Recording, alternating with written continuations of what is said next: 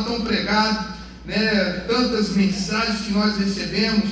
Mas deixa eu dizer uma coisa: a ressurreição de Cristo, ele tem um sentido na nossa vida.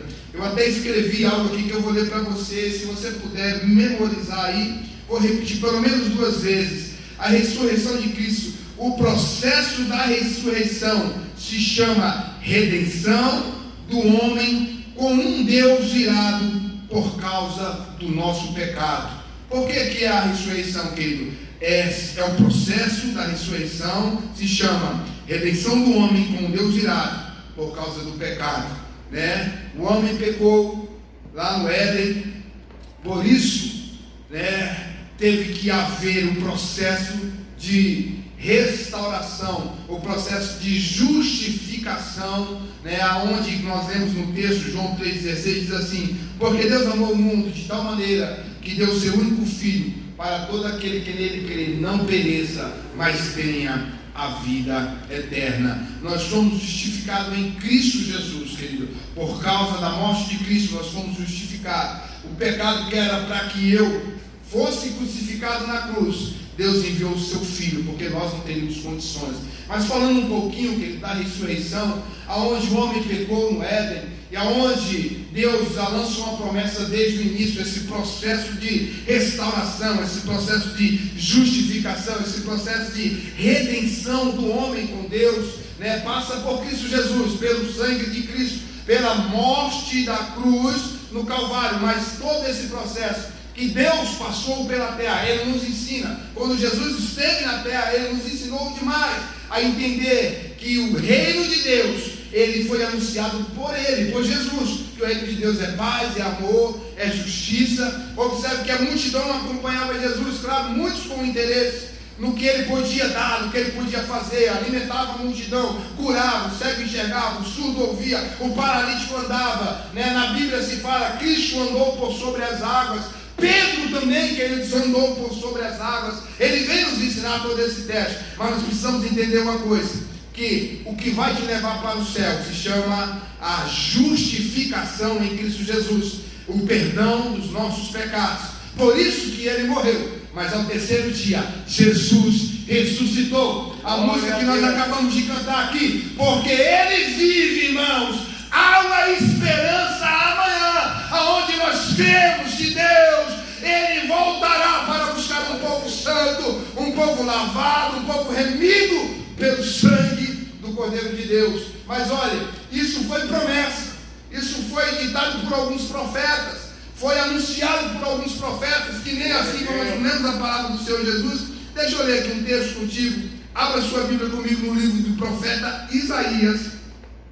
Pega aí a palavra do Senhor Jesus, abra um texto conosco no livro do profeta Isaías. Olha o anúncio, querido, que ia acontecer muitos anos à frente. O sofrimento vicário do servo do Senhor. Ele está falando de quem aqui? Do nosso Senhor Jesus Cristo. Por que nós somos justificados em Cristo pelos pecados?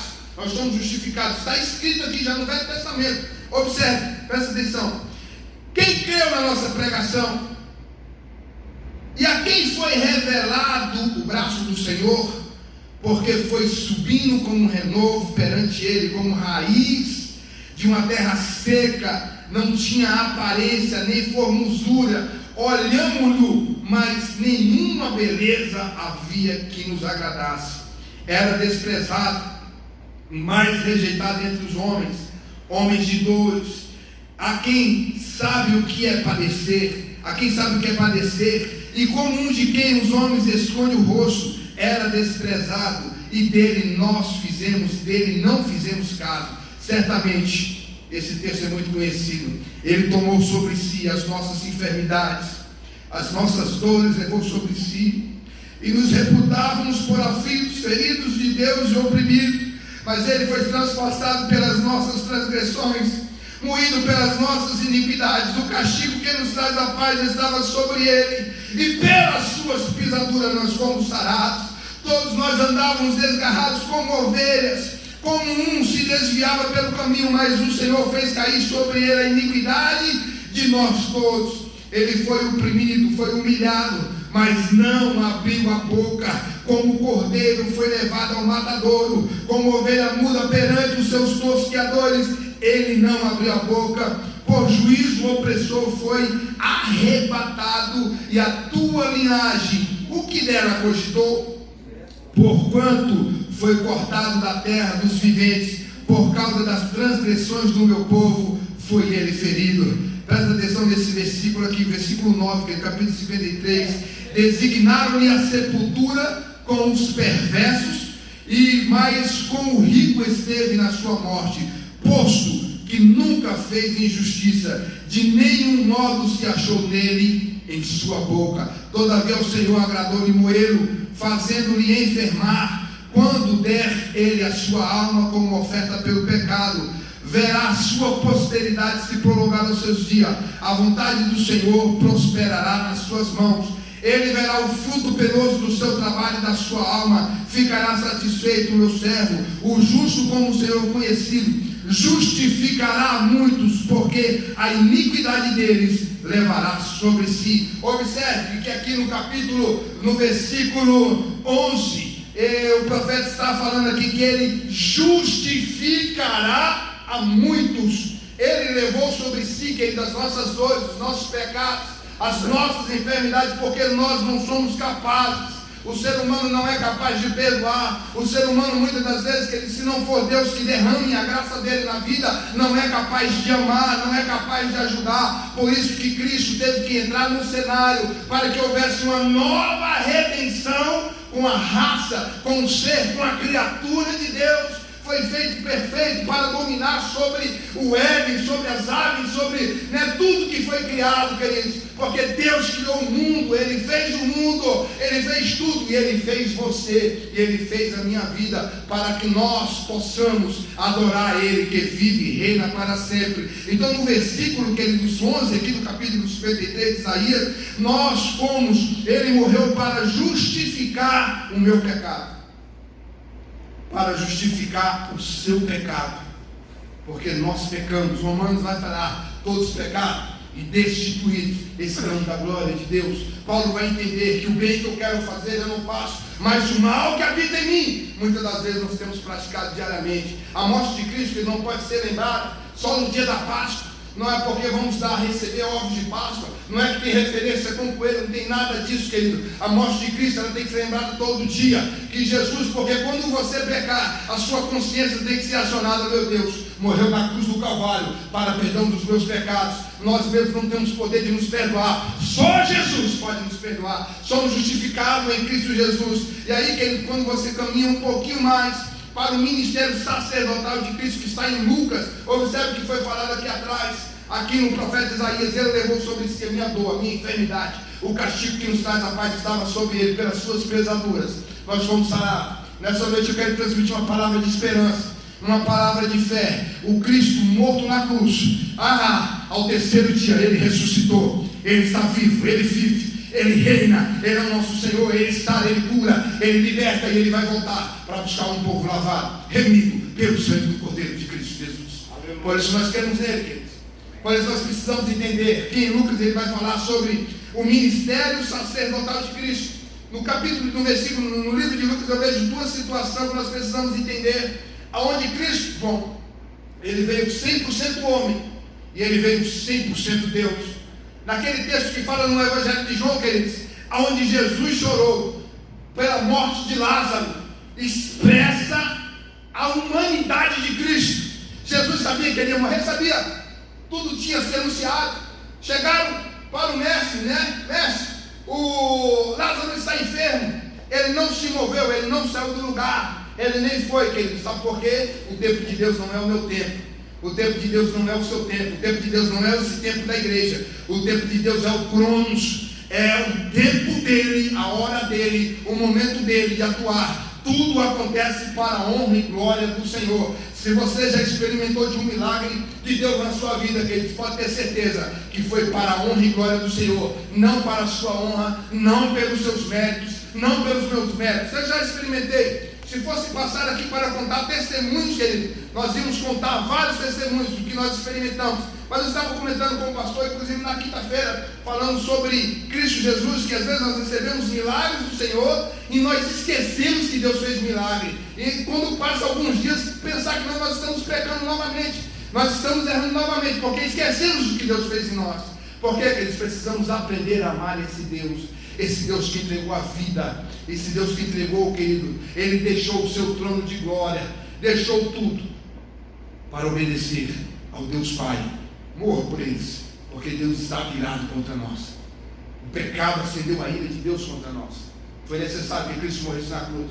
Nós não teríamos condições, querido. Aí a palavra de Deus vai falar que com a morte de cruz, Jesus rasgou a cédula que era contra a minha vida e contra a sua vida. Precisamos aprender a crer. Observe, duas situações no livro de Lucas.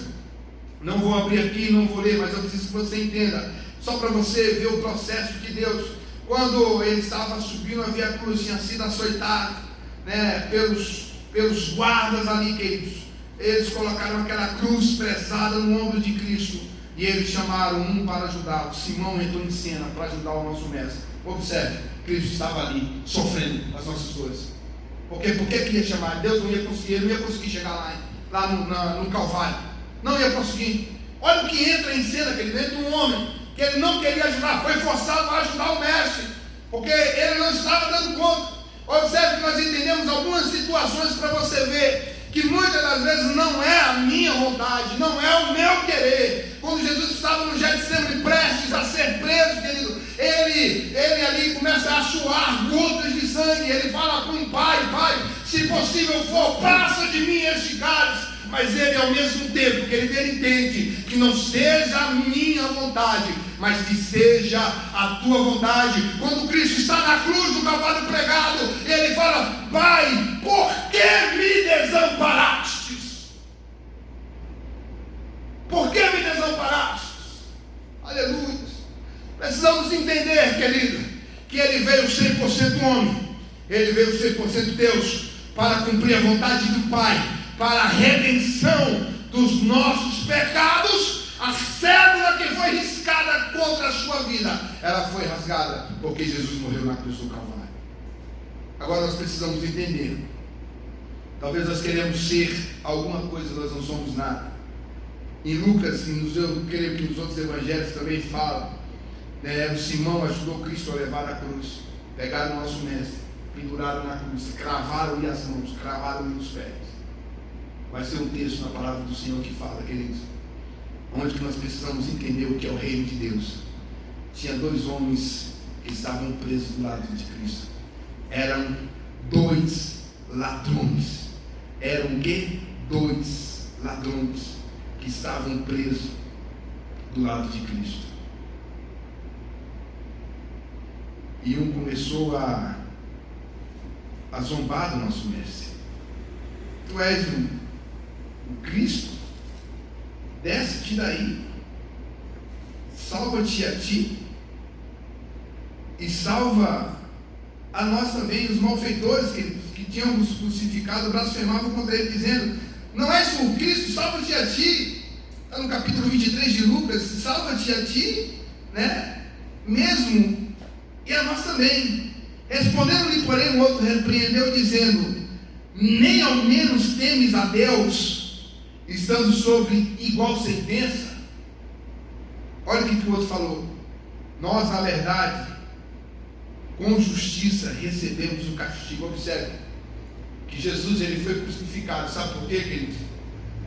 Porque ele foi considerado o rei dos judeus. E alguns judeus foram reclamar com Pilatos: não coloque esse nome em cima, o rei dos judeus, coloque que ele é o rei dos judeus, porque ele foi crucificado como o rei dos judeus. Eles não queriam que nem colocasse isso, irmãos, lá em cima. Mas olha, quando o outro vem e fala, e acrescentou Jesus: lembra-te de mim quando vieres no teu reino. Respondeu Jesus: em verdade te digo que hoje estarás comigo no paraíso. Olha a redenção, querido. Olha a justificação de Cristo na cruz do Calvário com aquele ladrão. O mestre não merecia estar lá, Jesus não merecia estar lá. eu mereci estar no lugar dele. Sabe quando há um julgamento, que as pessoas vão diante do juiz porque fez alguma coisa? É a mesma coisa que um advogado chega lá, o nosso advogado fiel é Cristo, mas o advogado fiel, ele assumiu a culpa no lugar do réu. Essa foi a sentença. O advogado, ele assumiu a culpa no lugar do réu. Quando você participa do julgamento, o advogado está lá para defender, mas vê que não tem jeito, irmãos, ele vai ser preso, o advogado não pode fazer mais nada. Jesus não, querido, ele assumiu o nosso lugar, ele assumiu a nossa culpa. Olha o que o ladrão falou, ele não merece estar aqui, mas nós merecemos, porque nós fizemos, e ele não fez nada, mas ele veio, querido, para a redenção, a justificação dos nossos pecados. Olha o que o Cristo fez. Isso leva para nós a entender que necessariamente precisamos de entender o processo da cruz do Calvário na nossa vida, porque sem Deus, irmãos, não podemos fazer nada. Sem Deus não podemos caminhar. Sem Deus não podemos, querido, viver. Sem Deus não podemos respirar, porque Ele é o Senhor da nossa vida. Precisamos aprender a crer em Deus. Precisamos aprender, querido, a crer que o Senhor, Ele é poderoso para fazer infinitamente mais, além, abundante, além do que pedimos ou pensamos. Por isso nós acreditamos no Senhor. Nós temos também um texto, querido, nos evangelhos, que vai falar, quando Jesus ele se reúne com os discípulos, quem está lá está Tomé. Tomé, que ele precisou de ver o mestre para quê? Mas ele fala assim, bendito é aqueles que não viram, nós somos bem-aventurados. Deixa eu dizer uma coisa para você, Deus, Cristo Jesus, Ele veio para nós somos bem-aventurados, porque nós não vimos o mestre, mas Ele está aqui conosco. Nós cremos no poder da ressurreição, nós cremos na morte de Cristo, mas ao terceiro dia, Ele ressuscitou. O que aconteceu? Ele ressuscitou. E eu quero concluir essa mensagem com você, querido. Sabe o que nos garante a vitória? Apocalipse capítulo 1 vai dizer assim, olha, versículo 18: e aquele que vive, estive morto, mas eis que estou vivo pelo século dos séculos, e tenho a chave da morte e do inferno. E tenho a chave da morte e do inferno. Ninguém morre se Ele não permitir. Ninguém vai morrer se não chegar a hora. Se Deus não deixar, não acontece, porque todo domínio está nas mãos de Deus. Ele morreu, mas Ele ressuscitou. Eu quero ler um versículo com vocês aqui, que eu gosto muito desse texto. 1 Coríntios capítulo 15. Eu estava meditando também nesse texto. Observe, 1 Coríntios capítulo 15. Os versículos são do 54 ao 58. Observe, diz assim a palavra de Deus. Versículo 53, vamos lá. Porque é necessário que este corpo corruptível reviste da incorruptibilidade, que é o corpo mortal. Esse corpo mortal, querido, ele é dotado da imoralidade, da sexualidade, da mentira, dos pecados da carne.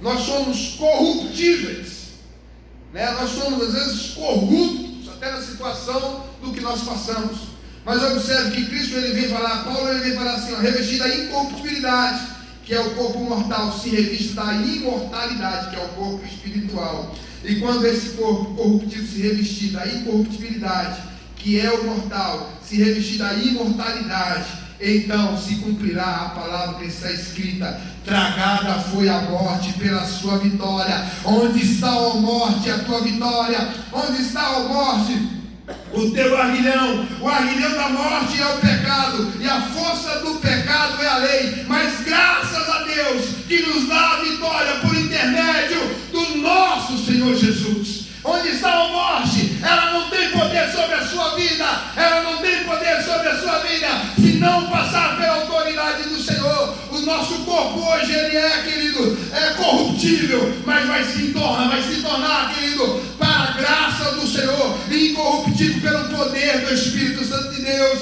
E ele continua dizendo assim: portanto, meus amados irmãos, sede firmes. Aqui que eu quero terminar. Sede firmes, inabaláveis, sempre abundante na obra do Senhor.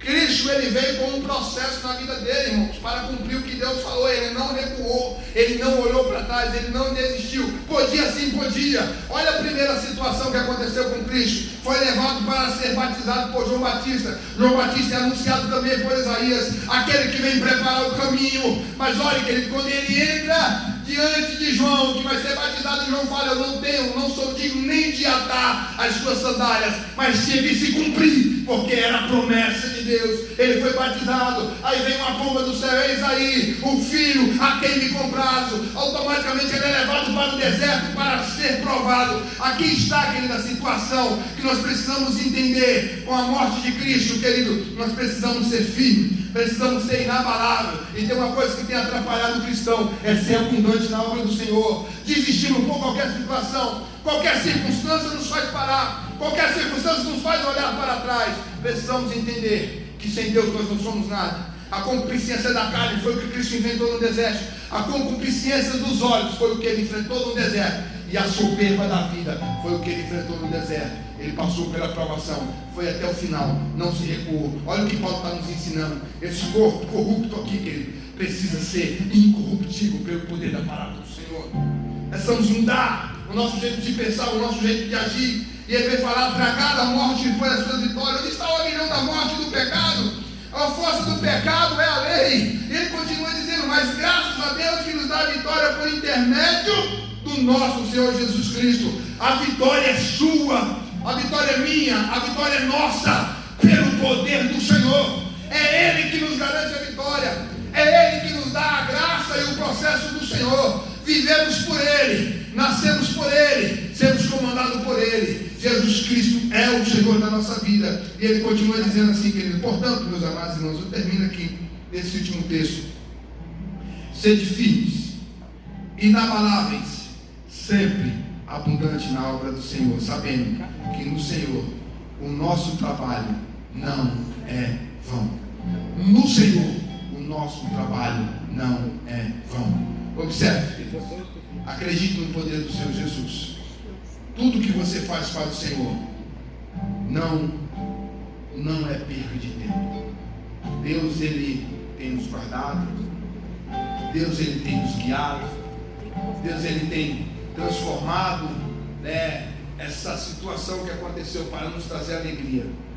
Deixa eu terminar dizendo aqui uma frase que eu vi hoje, que eu escutei de uma música do Ministério Renascer em Cristo, qual nós acompanhamos desde a infância.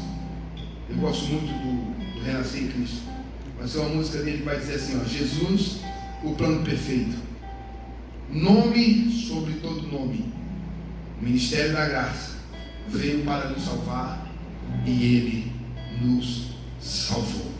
Amém? Eu quero deixar essa palavra para você, mas antes de eu fazer a oração da fé, nós vamos louvar ao Senhor, adorar ao Senhor com uma canção, enquanto eu tomo uma